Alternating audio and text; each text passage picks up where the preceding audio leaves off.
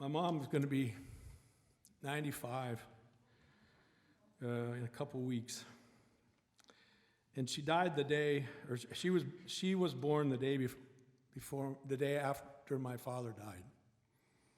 In other words, my dad died and then my mom turned 75. And when she was 90, she didn't want to party. She didn't really want to see any people, so we visited kind of family and that. 2 weeks from now, she wants the big deal. Yeah. And, she wants the concert. She wants the dinner. She wants all of her friends. She's got some people in the family that aren't coming to this concert or coming to that concert. I mean, she wants it all. And so it's been interesting. My mom and I weren't really close when I was growing up. And I didn't really know all the reasons why. I was kind of angry about it, angry at her, I guess. I don't know. We didn't talk that much. I had a failed marriage, and along with kind of a dipping career, and when I was in my early 30s, I decided that I should get to know her a little bit if I was ever going to get back on the right track, and so we've been pretty good friends ever since. And you know, I mean, we're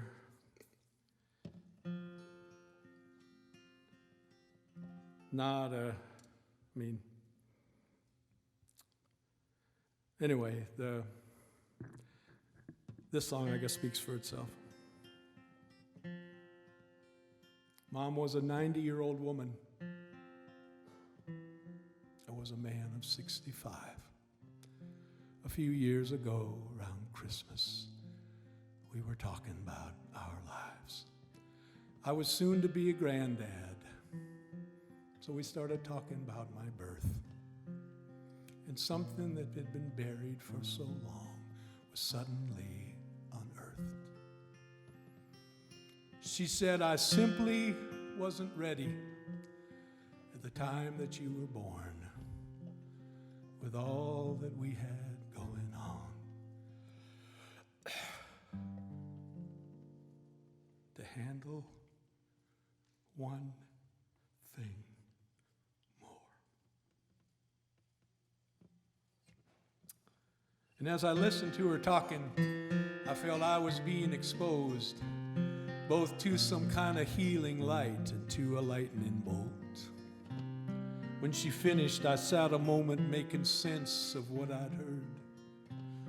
And inside was an understanding that went way beyond the words. I got up and I embraced her, and we both said, I love you. And then we sat down in the silence. We didn't know what more we could do.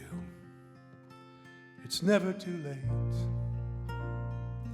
for a healing moment, never too late to find our truth, to be released, somehow to know it, to heal some pride wounds. I got up and I went to the bedroom where the tears began to flow for all the things I finally knew and for what I did not know. And while I can't say what was different, I knew nothing was the same. What haunted me for all those years now finally had a name. For so long I had been puzzled. There it was, the missing piece. Something that had been holding me was now suddenly released. Old maps and charts, now obsolete, fall off the edge no more. What once said, here be dragons, was now mine to explore. I went and I found my mother, and when I looked into her eyes, I saw that I was not the only one who'd taken time to cry. In a way, we were two lost souls who'd stumbled on a place where we'd once been adversaries, now each other's saving grace. It's never too late for a healing moment, never too late to find our truth, to be released somehow, know it, to heal some pride.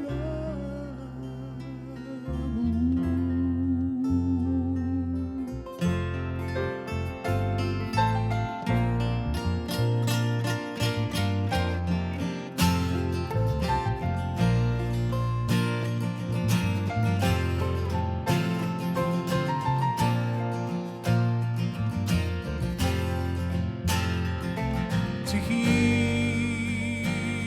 some primal.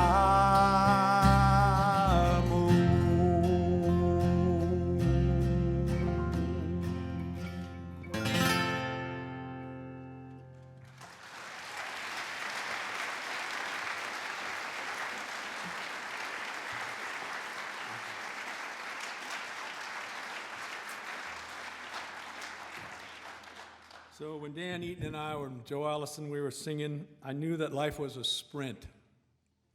Because wherever we were going there in a hurry. And then as I got older, realized it was a marathon. Nope, it's a relay.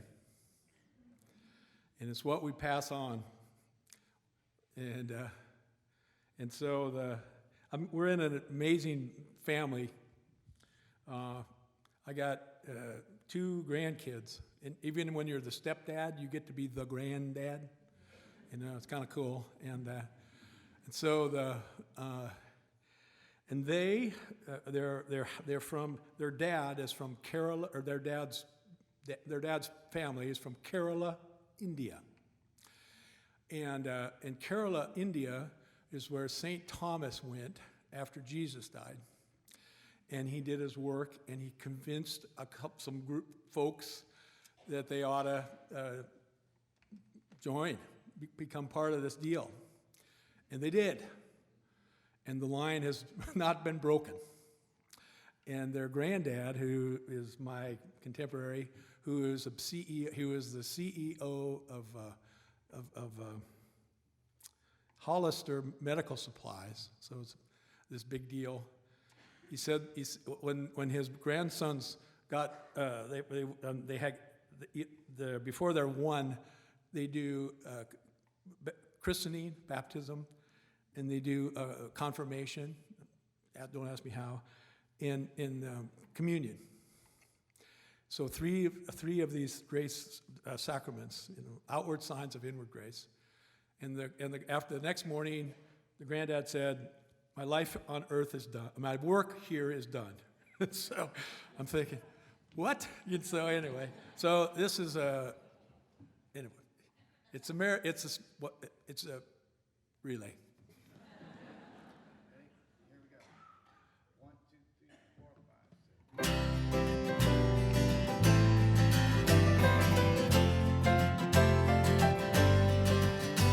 My grandsons are part of an unbroken line, going back to St. Thomas, who when Jesus died, went to Kerala, India, teaching some to believe.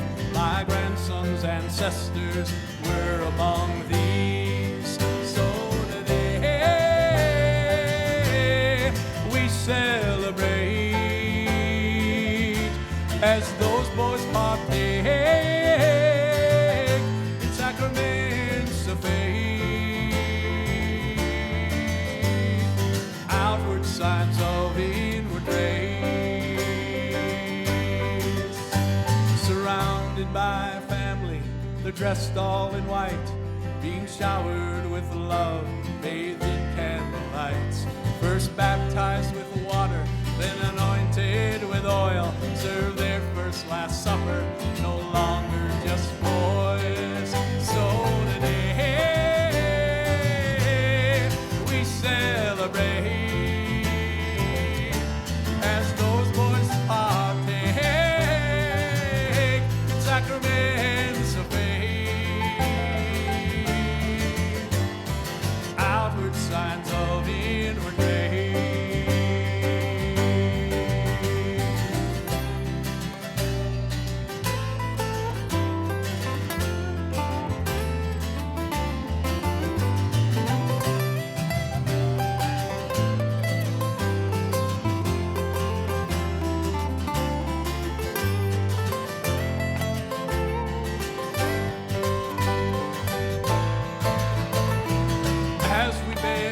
To this moment in time, to something so timeless, loving and divine.